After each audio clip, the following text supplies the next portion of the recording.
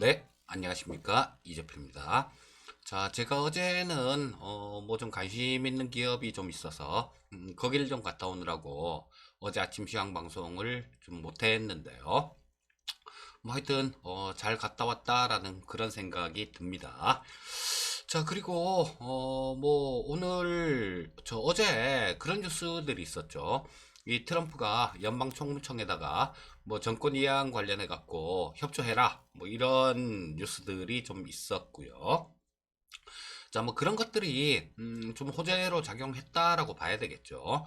자, 그런 것 때문에 저 다우 기준으로 3만 포인트를 돌파하고 S&P 500도 마찬가지로 사상 최고치를 갱신하는 굉장히 좋은 그런 시장이 나왔습니다. 자, 트럼프가 이제 뭐 안 되겠나 봐요. 그 유튜브 쪽 보게 되면 어제 거기를 이렇게 가면서 친구도 동행을 했었는데요. 그 친구하고 그런 얘기를 했어요. 제가 야, 니는 이게 상식적으로 그 지금 유튜브들 이렇게 유튜브 하는 사람들 보면 맹목적으로 이 트럼프 편을 들고 뭐 바이든이 뭐 걸렸다는 둥 뭐 어떤 사람들은 뭐 걸려서 감옥 들어가게 생겼다 그렇게 얘기하는 사람들도 있죠. 그 친구한테 한번 물어봤어요, 제가. 야, 니는 상식적으로 이게 된다라고 생각을 하냐라고 물어보니까 그 친구도 그래요. 사람들이 참 재밌다고. 자기가 사람은 그래요, 원래. 이 자기가 보고 싶은 것만 보고 듣고 싶은 것만 듣습니다. 아마 그분들 같은 경우는 뭐 트럼프한테 좋은 감정이 있어서 그런지 모르겠는데 자, 이게 순리대로 흘러가는 게 맞죠. 그래서 뭐 정권 이양 같은 경우 트럼프는 물론 뭐 그런 얘기를 하지만요. 계속 싸우겠다. 뭐 그런 얘기를 하지만 이거는 뭐 본인 스스로도 안 된다라고 생각을 하는 거죠. 자, 그래서 뭐 요런 것들이 좀 그냥 그 지금 트럼프가 사는 동안 한 짓을 생각해 보면 저는 뭐 거의 만행이라고 생각합니다. 뭐 장관들 자를 때 그랬잖아요. 장관들 자를 때 트윗으로 너 집에 가 임마. 이게 뭡니까 이게? 그리고 저 나온 뉴스 중에 하나가 또 시장에 호재로 작용한 뉴스 중에 하나가 그 앨런 지금 연준 의장은 저 제닛 앨런이고요. 자, 그 지금 그 차기 재무장관 지금 연준 의장은 제롬 파월이고 자, 그 전 연준 의장이 제닛 앨런이었었죠. 근데 트럼프 행정부에 바이든 행정부에서 차기 재무장관을 제니 델런으로 지명했다라는 그런 부분들이 상당히 좀 호재로 작용했어요. 근데 참 이것도 웃겼었죠. 대통령도 미국은 웬만하면 국민들이 한 번 한 사람은 이 두 번 연임을 시켜주는 경우가 굉장히 많아요. 아마 트럼프가 연임 못한 저 미국 대통령 중에 4명 중에 1명이 아마 트럼프일 겁니다. 자, 근데 연준 의장도 마찬가지예요. 계속 좀 한 두 번 정도는 연임을 시켜주는 게 관례인데, 트럼프가 연임을 안 시켜줬었죠. 제니 델런이 그 전 연준 의장이었었는데, 이거를 연임을 안 시켜주고, 그러고 난 다음에 제롬 파월을 지명을 했었는데, 뭐 한다는 얘기가 그런 얘기 했었어요, 그때. 뭐 앨런은 뭐 키가 작다는 둥, 이런 얘기를 했어요. 그게 무슨, 아우, 참 깝깝한 사람이었죠. 근데, 자, 이게 지금, 조 바이든이, 제네 델런을 연준 재무부 장관 후보자로 지명을 하면서 이게 호재로 작용을 했습니다. 자, 이 시장이 월가에서 가장 걱정하던 게 뭐였었냐면요. 엘리자베스 워런을 재무장관으로 지명을 하면, 야, 이거 좀 골치 아픈데? 그런 거였어요. 자, 이 엘리자베스 워런 같은 경우는 굉장히 저 시장에 좀 반시장적인 인물이에요. 야, 세금 더 걷어. 뭐 이런 거. 자, 그래서 이 워런 대신 제니 델런을 지명을 했다라는 거. 제니 델런 같은 경우는 주식 투자를 조금 해보신 분들 같은 경우는 아실 거예요. 앨런이 그 벤 버냉키 다음 연준 의장이었죠. 굉장히 잘했습니다. 시장에 대해서 상당히 좀 친시장적인 그런 정책도 취했었고요. 물론 뭐 재임 기간 동안 금리를 이렇게 올리고 뭐 그런 부분들도 좀 있었는데 그거는 경기의 과열을 막기 위해서 뭐 그렇게 한 거죠. 그리고 금리를 올리는 그런 정책을 할 때마저도 이 시장의 충격 안 가게 굉장히 조심조심해서 뭐 그렇게 했던 인물이에요. 자, 지금 이 제네 델런 연준 의장하고는 환상의 짝꿍이 될 것이다라는 뭐 그런 기대감들이 상당히 좀 많이 있습니다. 자, 그리고 제2전성시대가 온 것 같아요. 제2전성시대. 자, 첫 번째, 대통령 조 바이든. 두 번째, 지금 현재 연준의장 제롬 파월. 그 다음에 세 번째, 새로 지명된 재무장관 제니 델런. 저 JJJ, 트리플 J죠. 근데, 거기다가 제필이 할 때 J도, 저도 J죠. 자, 그래서 내년은 아마 제2전성시대가 오지 않을까 싶은 생각이 듭니다. 그래서 그래서 그런가? 또 제가 관심 있게 보고 있는 종목 중에 또 저 종목명이 J자로 시작하는 그런 것도 있습니다.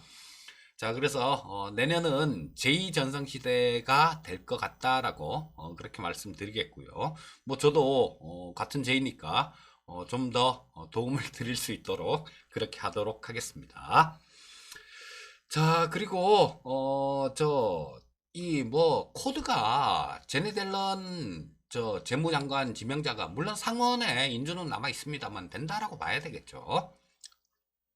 이 코드가 이 저 바이든 조 바이든의 친환경 뭐 이런 쪽 코드하고도 맞아 들어가요.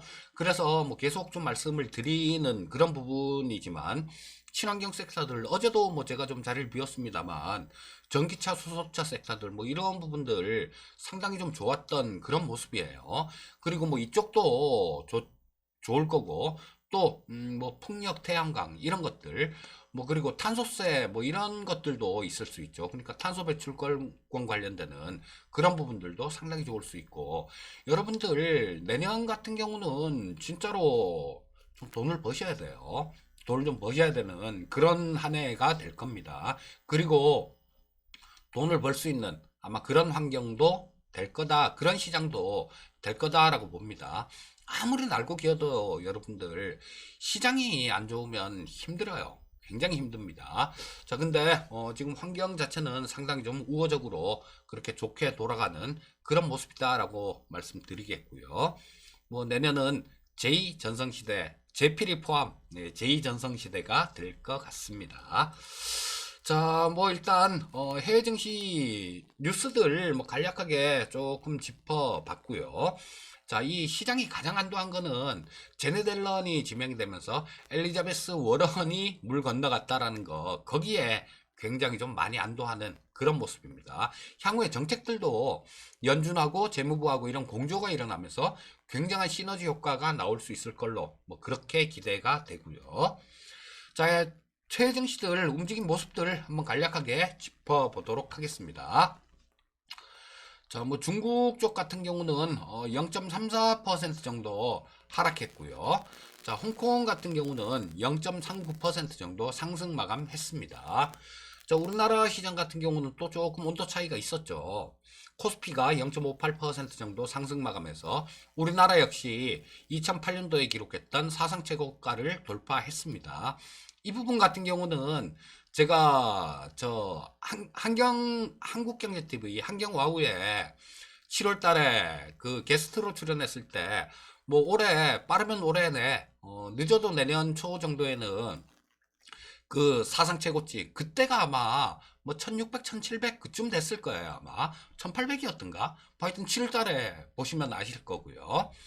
근데 그때 그런 말씀을 드렸었는데 그게 그대로 좀 맞아 들어간 모습입니다. 자, 그래서 우리나라 같은 경우도 2617포인트로 전에 있었던 고점 2607포인트를 돌파해서 마감되는 모습이었고요. 단지 코스닥 시장이 조금 아쉬웠죠. 어제 0.14% 하락해서 872포인트 정도로 마감했는데요. 이 부분은 뭐 코스닥 시장에 좀 이렇게 주식 들고 계신 분들이 많으실 텐데 실망할 필요는 없습니다. 제가 계속 또 좀 말씀을 드렸었죠. 코스피 시장이 먼저 가고 코스닥 시장이 좀 키 맞추기에서 뒤따라가고 이런 형태의 시장이 지금 나오고 있는 겁니다. 자, 뭐 어느 정도 또 먼저 갔으니까 또 어느 정도 키 맞추기 이런 형태는 충분히 나올 수 있고요. 그리고 또 12월 중순 지나고 뭐 12월 말로 이렇게 가면 아마 시장에 좀 주도권들 같은 경우도 이 코스닥 시장이 또 먼저 이렇게 치고 나가는 그런 형태의 시장이 나올 수도 있습니다. 내년도 1월 같은 경우는 뭐 코스닥 시장이 상당히 좀 좋을 것 같은 그런 생각이 들고요. 그렇다면 지금 뭐 이런 모습이 나온다고 이리저리 휘둘리면서 그 있는 것들 안 좋은 것들 안 좋다고 지금 뭐 팔고 쫓아가고 이럴 필요까지는 없다라는 거예요. 자, 그리고 미국 시장 한번 살펴보도록 하겠습니다. 자, 미국 시장이 3만 포인트를 돌파해서 다우가 3만 46포인트로 마감됐네요. S&P 500 같은 경우도 1.62% 정도 상승 마감. 나스닥도 1.3% 정도 올라왔죠. 이런 것들은 그런 부분들이 작용했을 거예요. 대형 기술주들. 그리고 워런 같은 경우는 규제 쪽을 엘리자베스 워런이 됐으면 아마 굉장히 규제를 많이 하려고 했을 거예요. 그런데 자니 델런 전 연준 의장이 재무장관으로 지명이 되면서 이런 부분에 대해서 조금 우려감이랄까 그런 부분들이 완화가 되면서 나스닥 같은 경우도 뭐 1.3% 정도 상승하는 모습이 나온 거죠. 자, 일단 뭐 해외 증시 동향들을 간략하게 좀 짚어봤고 나스닥 10분봉을 보면서 전체적인 흐름 한번 보도록 하겠습니다. 자, 뭐 좋은 모습이었죠. 보시면 뭐 한 조금 좀 플러스권으로 출발했어요. 플러스권으로 출발했다가 좀 눌렀다가 좀 쭉 들어올리는 굉장히 강하게 들어올리는 그런 모습이었어요. 뭐 전에 있던 고점들 이런 것들 뭐 순식간에 그냥 상향 돌파해버리고 자 마감까지도 그렇게 밀리지 않고 옆으로 이렇게 횡보를 하면서 이 매물을 소화하는 그런 모습이 나타났습니다. 자, 뭐 일봉을 한번 간략하게 볼까요? 뭐 봐봤자 좋겠죠. 자, 지금 요 전고점 뭐 요거를 돌파하는 아직 나스닥은 못한 상태인데요.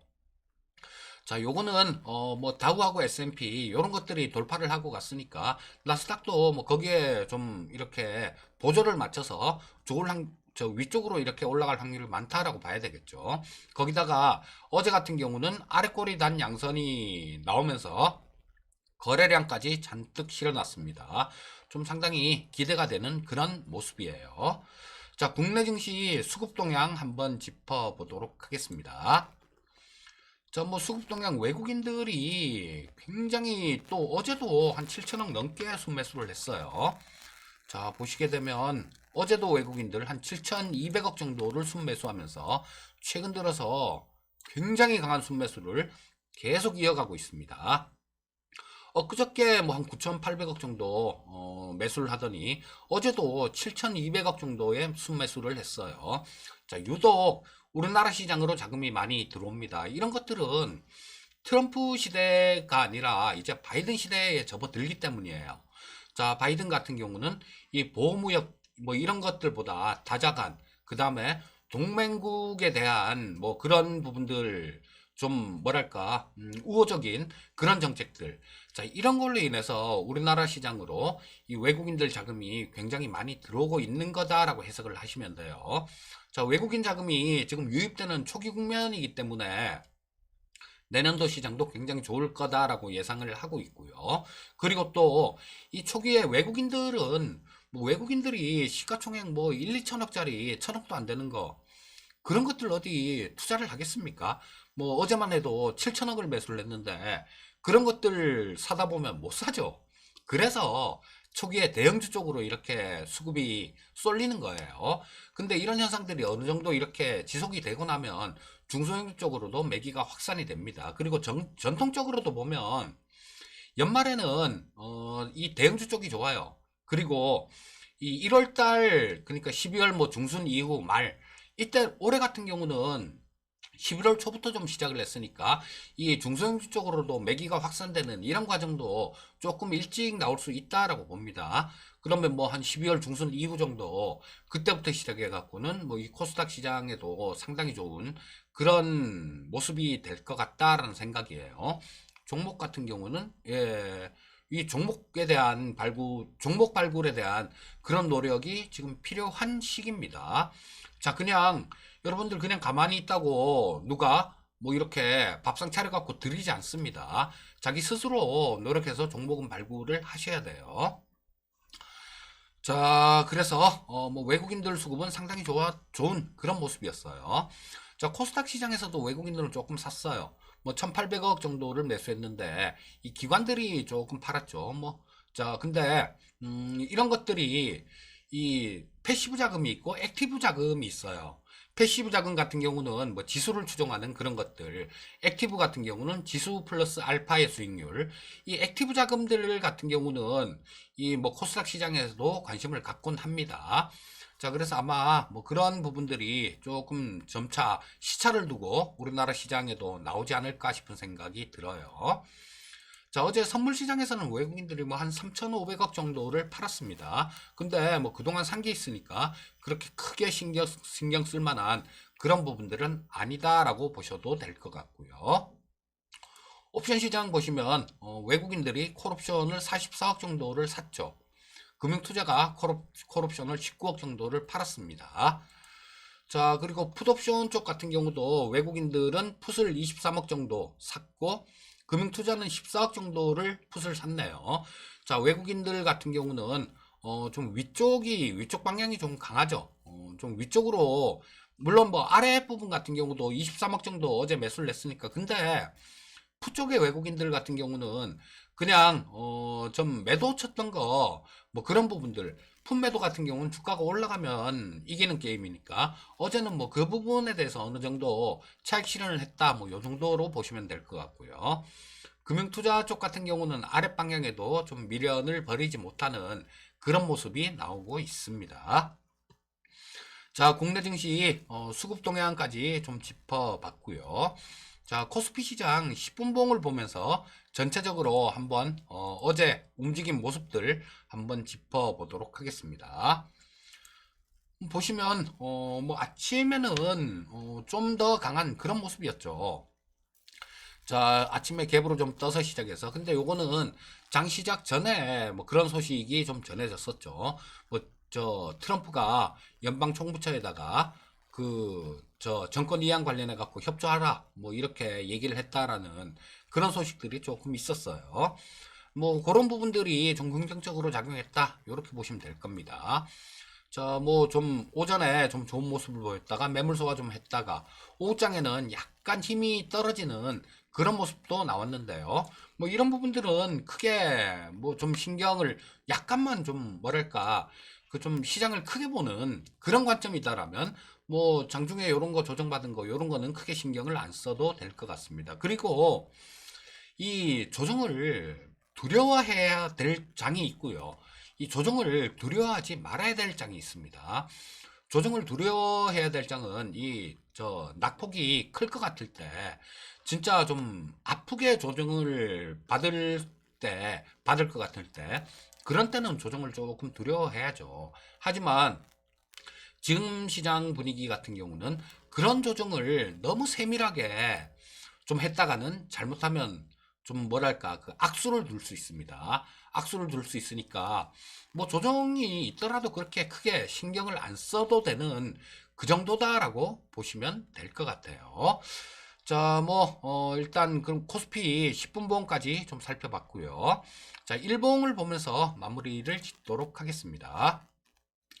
자, 뭐 상당히 좋은 모습이죠. 엊그저께 굉장히 강하게 엊그저께 저 월요일 날 굉장히 강하게 뭐 2600포인트를 그냥 상향 돌파를 하고 그러고 난 다음에 어제 같은 경우는 저 장중에 찍었던 2018년도 1월 달에 장중에 찍었던 그 가격마저도 그냥 돌파하는 모습이었어요. 그리고 이 과정에서 돌파를 시키고 그런 주체가 외국인들이라는 겁니다. 외국인들 뭐 얘네들이 이렇게 큰 자금 뭐 이런 것들을 갖고 들어오면서 야, 뭐 우리 단타 한번 칠까? 그러고 들어왔겠어요?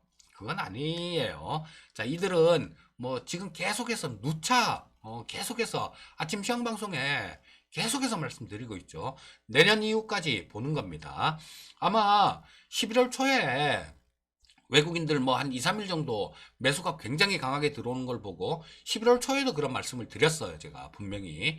자, 이 자금들 같은 경우는 올해도 올해지만 내년 이후를 보는 장이기 때문에 시장은 굉장히 좀 긍정적인 그런 관점으로 접근할 필요가 있다라는 얘기를 그때도 말씀드리고 누차 계속해서 말씀을 드렸습니다.